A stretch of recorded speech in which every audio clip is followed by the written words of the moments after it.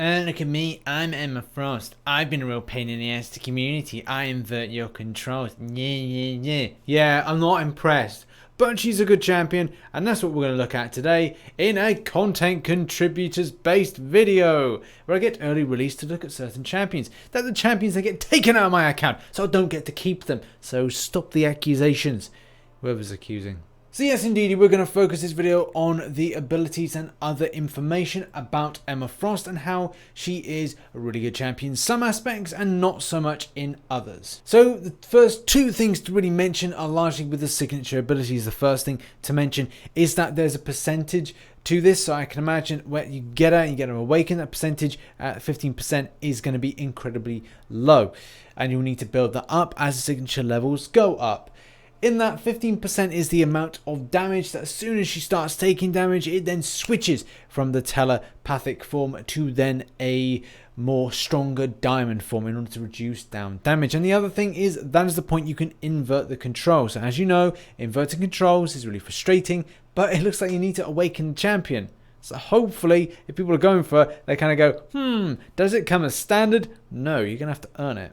As we know, if you fought any of the Emma Frost variants in Uncollected, in Master, in Heroic, and as you've gone down normal, whatever, you'll notice that she goes between a very kind of diamond-like form and also a normal kind of form. So she's a bit more fleshier, and the other one, she's a lot more diamonder and shiny, if that can be ever of a description of a champion. Those are the two forms. One is all about offense, and that is the telepathic form, and the defense one is of course the diamond, because it's the strongest thing ever. The diamond form has already got whales frothing at the mouth when it comes to getting this champion, as there's so many things that are positive, especially when you're considering an Alliance Wars Season 4, that getting this champion is going to mean some real frustrations to players, especially when things like stun isn't an option in diamond form. The same thing goes for bleeds, for frostbites. You know, the list is endless with what it... We can even see it here. It's up there. It says there what it avoids. So if you're going up against a champion, and you will know if you faced off against her in the different modes, that she is a real pain in the butt when she's in diamond form. And even more so when it comes to a potential Alliance Wars placement. So yeah, look out for that, and look out for a lot of Glory Store based buying taking place on health pots and on revives. But it's not just about what she's immune to, that's a big deal. The defensive form, the diamond form, also benefits from all these lovely stat increases. So you're looking at your physical resistance, your critical resistance, you're looking at as well your armor, so many other things that are going to mean that you're going to be able to stop and block a lot of damage. So yeah, going to be very frustrating when you're going up against Emma Frost in diamond form. And that is this statement right here, where it says that you can bypass evades. Now, if you think you're going up against Spider-Man, and Spider-Man is going to kick your butt, as well as your evades from your Nightcrawlers, hey, step aside, cause it's time for Emma Frost. And that is the statement of the season, of the century, of the time of Marvel Contest of Champions. That you've got, so obviously there are other champions that bypass things with evade, but it's a lot more cleaner with this champion. Emma Frost is a lot more cleaner in the passive mode, in the telepathic mode, to then stop and eradicate those pesky evades. Now, another thing to point out is the heavy attack. Make sure that you do not get hit by heavy attack, and if you're looking to put a heavy attack in yourself, you're effectively taking down the attack of the enemy.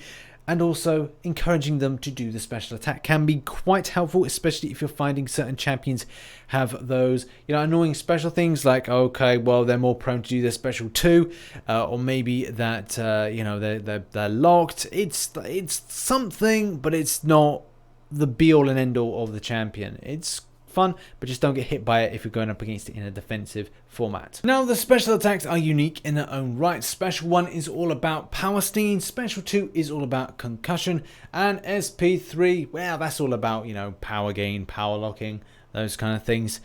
All three are different in their own right and are very much in keeping with things like the offensive side as opposed to things being about the defensive aspect. Let's quickly move on to synergies and see if there's any great improvement to kind of increase the amount of damage over the offensive side of things. Adding Sentinel increases the attack in Diamond form, which is kind of important because, as we know, Diamond form is the defensive mode, so obviously it'd be nice to do a little bit more damage than normal. Process ties in things with the power bar situation. So in the abilities, it used to be a case of when the bar was a little bit lower, higher, that then the change of Diamond form was kind of triggered.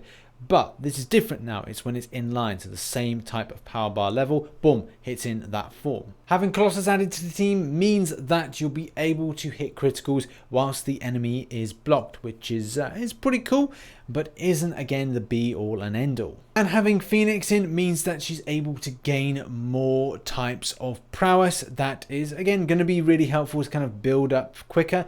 And you know, it's handy for like that telepathic form, or kind of putting in more crit rate and more crit damage, and also the special attack increase if you are looking to play the champion in that type of way. My final thoughts on Emma Frost is the bleed immunity is a good starting point, a good starter for 10. There are a lot of positives about this champion, as we say, and we kind of like had a few knocks at people that maybe were kind of wailing out on this champion because there's this applications to Alliance Wars defense that is going to be so tasty, based on the frustrations that the player base has found when facing off against her in Uncollected, as well as like Master and other types of content as well. She's been really frustrating. So that was a positive to say, should she be a candidate for an Alliance Wars defense team? And the answer is yes, undoubtedly yes. We've seen it with the Diamond form being so frustrated in a defensive format, in a very kind of like, well, am I going to be able to put more damage in? No, unfortunately. Am I able to apply a huge amount of bleed? Likely not. And all the other effects, if you have a really nice Iceman and you're like, hey, I want to do a load of Frostbite, a load of Cold Snap, the answer is, well, potentially not, or potentially yeah, but only for a little bit of amount of time. And as well, there's the offensive side of things, and even though she's not great in an offensive, there are positive aspects. If you're looking to take the champion to go against Spider-Man, then she is going to be good for that. Looking at the signature ability again, it's just one of these things where, you know, it's kind of an odd little bit just here to add in this, she'd need to be awakened to gain that inverted controls, which then like, is she good awakened? Yeah, to a degree, but it would be really nice to kind of get this. She's a monster in defense, especially when we're considering having this aspect here with the inverted controls, as they're so annoying, and as well with here with the damage she can withstand, or kind of switching to the form. That is going to be frustrating for players that are going against it in an attacking format. But it's not just my opinion that matters. I'm going to throw this over to you. I'm going to run a poll that should be heading up around about now, which is then going to be all about this champion. Do you feel that she has been a good addition for defense? Do you see her better as an offensive champion? And some other opinion points with that. And as well, you can leave a comment in the comment section below as to your thoughts on Emma Frost, whether or not you indeed feel that she is a monster of defense. You're annoyed maybe that she could be a lot better unawakened, or maybe that's just the scheme of things. Either way, your opinions and points in the comment section below. So that has been a video all about Emma Frost, new champion that is coming into Crystals, probably around about now at the point of this video being released. If you did enjoy the video, hit that like button and subscribe for more Marvel Contest of Champions based content. I've been RichTheMan, and as always, I shall catch you on the flip side. Bye bye for now.